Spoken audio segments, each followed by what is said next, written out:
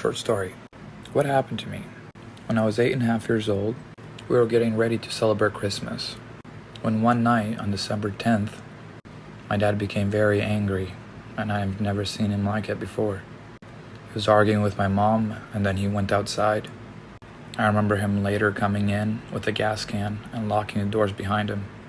I was so scared that I tried jumping to my mom. And when he saw that, he threw the gas right in the middle of where I was trying to jump, and I fell unconscious. Eventually, I was able to break 2 windows and I escaped the house. 3 months later, I find out that both of my parents passed away in the house fire that night. Something just kept telling me to keep going. Shocking true story about a man that wrestled a shark to retrieve his nephew's arm. In 2001, an 8-year-old boy named Jesse had his arm bitten off by a shark. His uncle carried him out of the water and gave him heart massages until paramedics showed up. His uncle then jumped back into the water and wrestled the shark until he got him on land. He pried the shark's mouth open and got his nephew's arm out. They put the arm on ice and took it to the hospital. Luckily, they got it there in time and they were able to reattach his arm.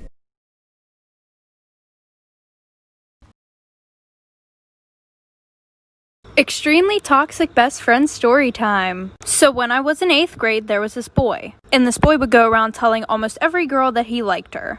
And I was one of those girls. And he would do stuff with all of us. And there were like 11 of us. So we all hated each other. Especially this one girl, and we're gonna call her Abby. And every time we saw each other, we would be super mean to each other. Well, a year passed, we stopped talking to this kid. And I bumped into her at homecoming and basically apologized. So after that, we became best friends. And everything was good until every time I told her about a guy, she would start talking to them. Like this one boy that I was Snapchatting and talking to, she accidentally sent nudes to him and said, "Oh, sorry, I meant to send them to my boyfriend." So then she called one of my other best friends and said, "No, it actually wasn't an accident." And of course he told me because he was my best friend. So I was like, whatever, and stopped talking to the boy. And she did it again, like for part 2.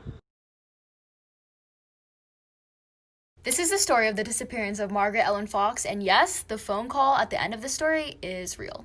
This is a picture of Margaret, and she had just graduated the 8th grade, and she decided that she wanted to get some babysitting gigs. This all takes place in the summer of 1974, and Margaret lived in Burlington, New Jersey. Margaret put out her phone number looking for these babysitting gigs, and on June 19th, this guy by the name of John Marshall called her asking for her to babysit his 5-year-old son.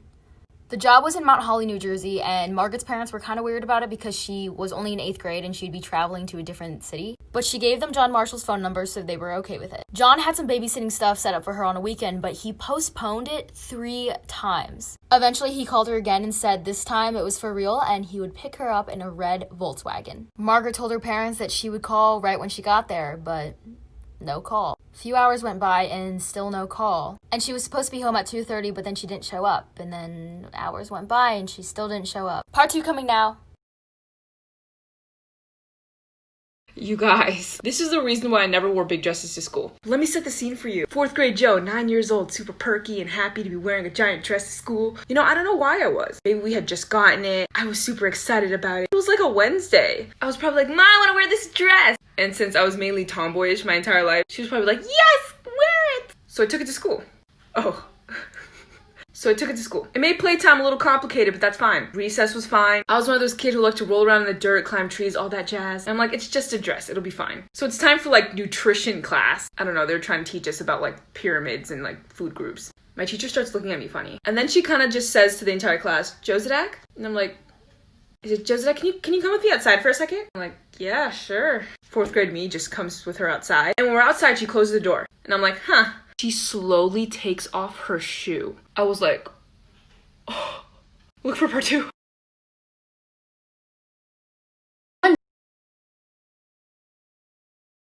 If you ever find yourself in this situation, don't do what she did. In 2006, a group of cave divers decided they wanted to film a documentary in one of the most dangerous caves in the world. But only a few hours into their descent, and a freak storm erupts on land, collapsing the entrance to the cave. In order to avoid the huge falling rocks that were coming off the ceiling, they were forced to swim through one of the uncharted sections of the cave. After they've been diving for over an hour, they luckily come across this island in the middle of a tunnel, where they set up camp and wait to be rescued. After 48 hours and no sign of a rescue, the cameraman actually starts filming in case they don't make it out of there. At the same time, one of their crew members does something very stupid.